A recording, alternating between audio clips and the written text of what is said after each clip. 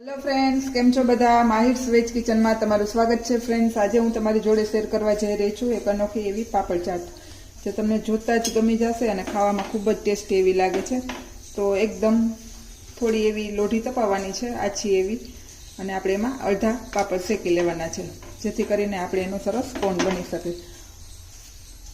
પૂરેપૂરા નથી શેકવાના, ખાલી પોચા થાય એવા આપણે શેકી લેશું અને પછી એને રોલ વાળી લેવાનો છે.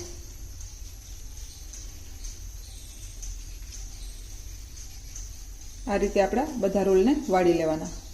પછી બીજી રીતે આપણે પાપડને થોડો કાપો પાડી અને થોડા નાના શેપમાં પણ આવી રીતેથી એના કોણને વાળી શકીએ. તો આ રીતે આપણે બીજા કોણને પણ વાળી લઈશું. હવે આ રીતે અડધા પાપડ શેકાઈ જાય પછી તેલમાં ચીલી ફ્લેક્સ અને થોડી મરચું પાવડર એડ કરી અને આપણે પાપડ ઉપર લગાવી દઈશું. આ રીતે લગાવી. તો આ રીતે આપણે બધા પાપડમાં પાછા લગાવી લેશું. આ રીતે બધા પાપડમાં ચીલી ફ્લેક્સ અને ઓઇલ લગાવ્યા પછી આપણે માઇક્રોવેવ કરવાનું છે. અને જો માઇક્રોવેવ ન હોય તો તમે એર ફ્રાયરમાં કરી શકો અને ડાયરેક્ટ આપણે ગેસ પર પણ કરી શકીએ. જ્યાં સુધી આપણા પાપડ રોસ્ટ થાય છે ફરી પાછા, ત્યારે આપણે બાફેલા 2 બટેકા લીધા છે. એમાં મેં મીઠું નાખ્યું હતું, એટલે ઉપરના ભાગનું મીઠું, થોડી કોબી, એક લીલું મરચું, થોડું કલર માટે ગાજર અને બીટ, અને એક નાની ડુંગળી,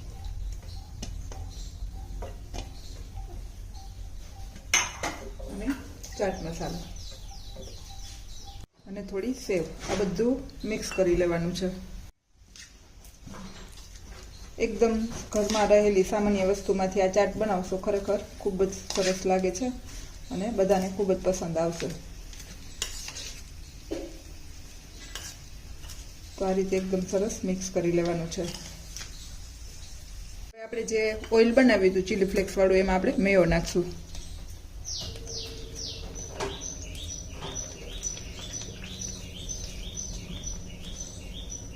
એને પણ આપણે હલાવી લેશું, જેથી કરીને આ ફ્લેવરફુલ મેયો થઈ જાય. આમાં તમે સેજવાન ચટણી, ટોમેટો કેચપ કોઈ પણ કે તંદૂરી મેવો પણ વાપરી શકો છો. હવે આપણું સ્ટફિંગ રેડી છે અને મેવો પણ તૈયાર છે. હવે આપણે પાપડના કોણ પણ શેકાઈને રેડી છે. હવે આપણે એમાં સ્ટફિંગ ભરશું. આ રીતે આપણે બધા કોણમાં સ્ટફિંગ ભરી લેશું. અંદર સુધી આપણે સ્ટફિંગને જવા દેશું અને પછી આપણે મેવો લગાવવાનો છે.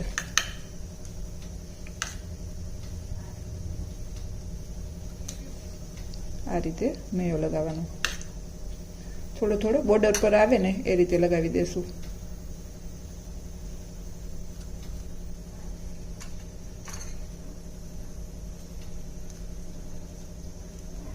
હવે ધાણાભાજી છે, એ જે દેશી ધાણાભાજી આવે એ લેવાની છે અને એકદમ ઝીણી કટિંગ કરવાની છે. આ રીતે લગાવી અને એને બોર્ડર ઉપર ધાણાભાજીમાં આવી રીતેથી કરી લેવાનું છે, એટલે બોર્ડર આખી સરસ પેક થઈ જશે. તો આ રીતે તમે જોઈ શકો છો કેટલો સરસ દેખાવ આવે છે. બાળકો તો એમને જોઈને જ ખાવામાં સીધે સીધા પડાપડી કરશે. અને હવે જે આપણે બાફેલી કોણ લીધી છે એને અહીંયા આવી રીતેથી એરેન્જ કરી દેવાની છે.